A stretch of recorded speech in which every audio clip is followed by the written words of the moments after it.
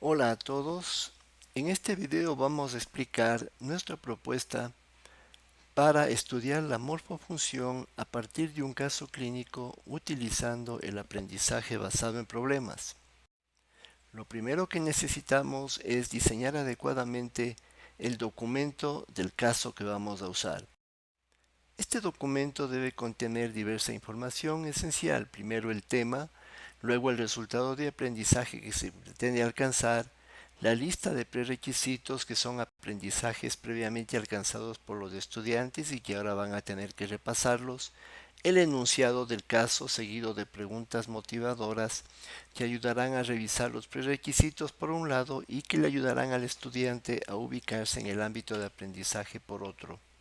Termina el documento con una bibliografía recomendada y también con temas de búsqueda libre para diversificar los aportes que van a traer a clase. Este texto propone un resultado genérico o general de aprendizaje para cualquier caso de morfofunción en el cual estemos usando casos clínicos, y lo que propone es que al terminar el caso los estudiantes habrán aprendido de manera integrada tanto las estructuras como las funciones normales de los órganos, aparatos y sistemas que estén planificados para el caso. Los prerequisitos, que como decíamos son aprendizajes previamente alcanzados, tienen que estar debidamente identificados. Hay que señalar el nivel al que pertenece, seguido de la asignatura en la cual aprendieron, y especificar qué temas queremos que ellos repasen.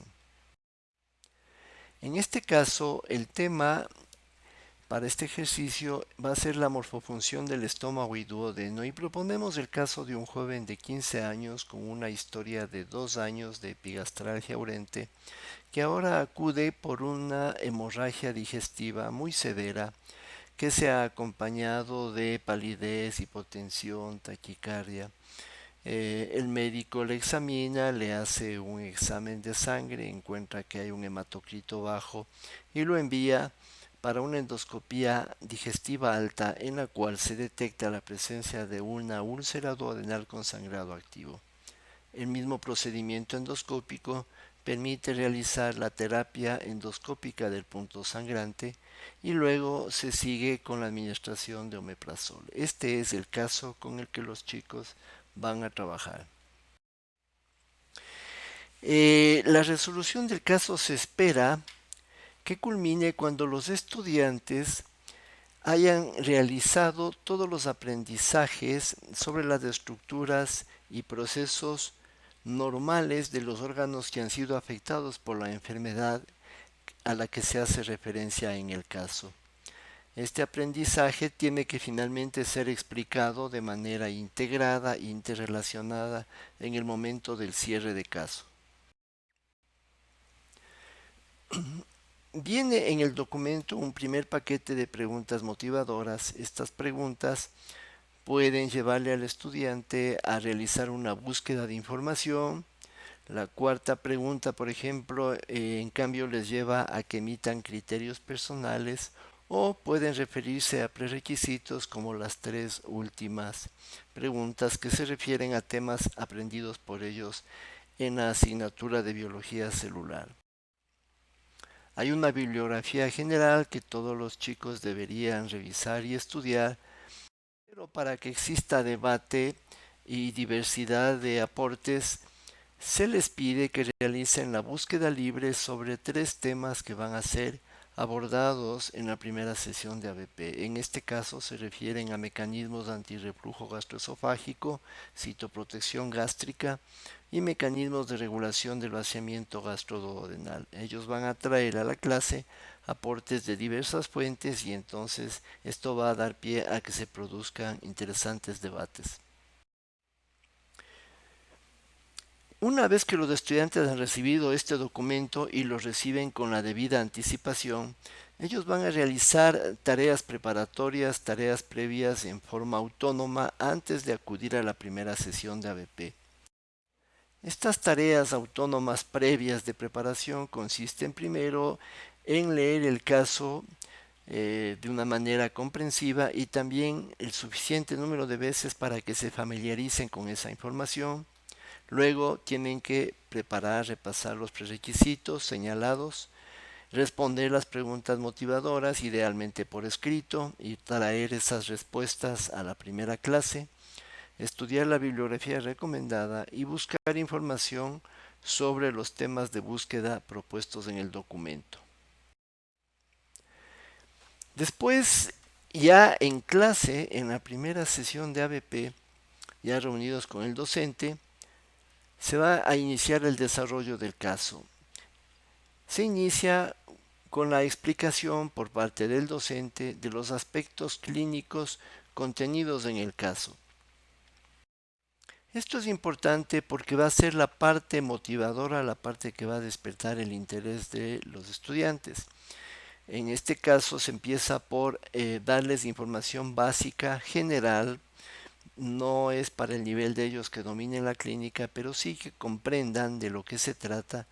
Por tanto, se les dará una explicación básica sobre las manifestaciones clínicas del paciente, qué significa enfermedad crónica, eh, cómo ha evolucionado el sangrado de él, qué significa sangrado alto, qué es desequilibrio hemodinámico, qué tienen que ver los signos vitales, la frecuencia cardíaca, la presión arterial, con la interpretación de lo que le está pasando a él desde estas manifestaciones clínicas.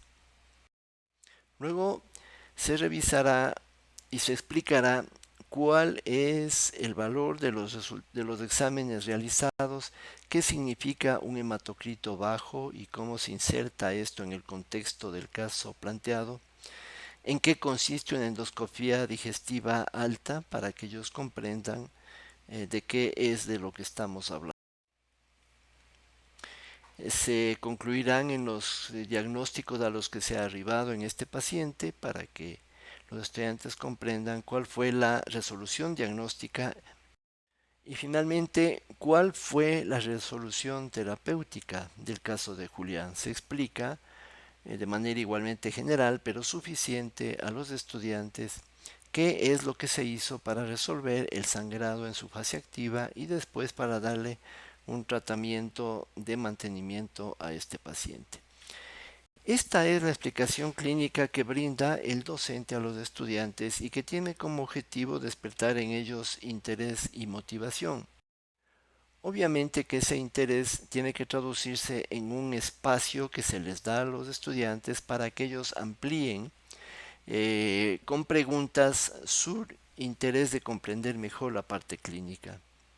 Se les da como tarea tal vez o como un espacio para que lo discutan en grupos cooperativos y formulen sus propias preguntas. ¿Qué más quisieran saber sobre los aspectos clínicos del caso?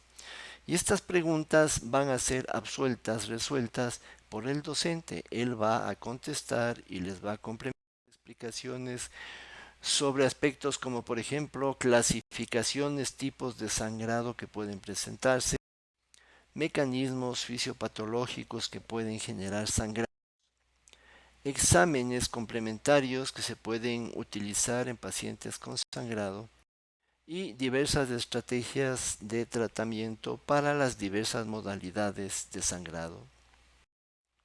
Y una vez que se ha completado esta explicación complementaria, vamos a considerar que estamos cerrando, dando por cerrada la parte clínica del caso.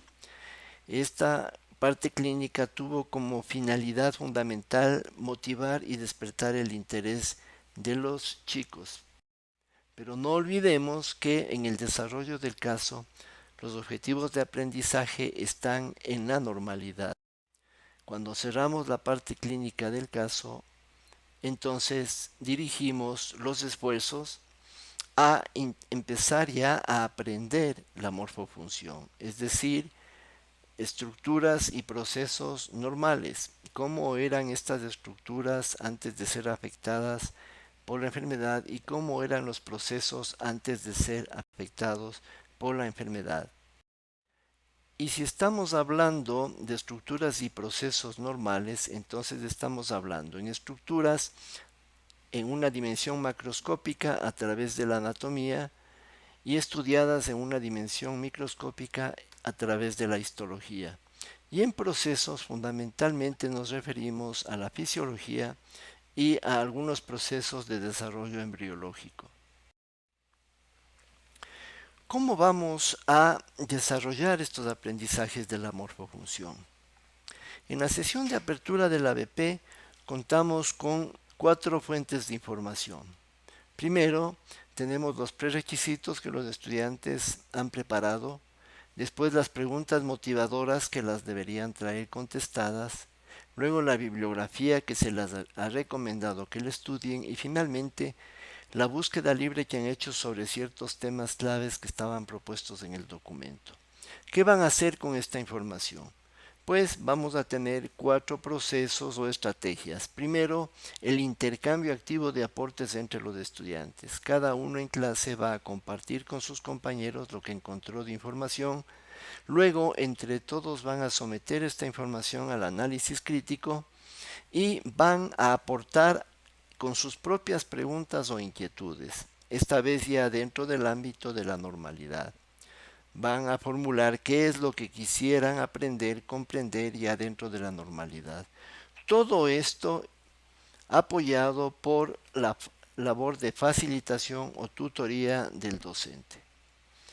Y cuando termina la primera sesión o de apertura, entonces nosotros les indicamos a los estudiantes las tareas que van a continuar realizando para seguir el aprendizaje, la preparación y el aprendizaje en las próximas sesiones. Por tanto, se les va a entregar nuevas preguntas motivadoras y se va a sistematizar todas las inquietudes y preguntas que quedaron sin contestar en esa sesión y que se convierten en necesidades de aprendizaje. Estas serán las tareas que ellos van a tener que ir a preparar en clase para la próxima reunión de ABP y pues en la próxima reunión se volverá a repetir las mismas estrategias de aprendizaje. Hasta que llegamos de esta manera al cierre de caso. ¿Cómo se cierra un caso de morfofunción?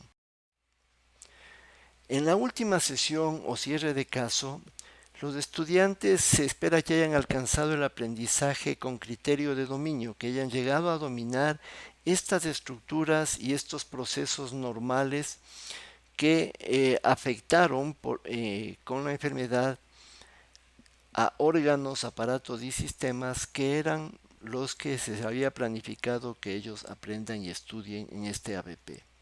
Entonces ahora se espera que ellos se expliquen con suficiencia, con dominio, con repreguntas inclusive, todas estas estructuras y las relacionen con los procesos, que relacionen la anatomía con la histología, con la fisiología y con la embriología, demostrando que han llegado a dominar la morfofunción que se les propuso para este ABP. Gracias por su atención.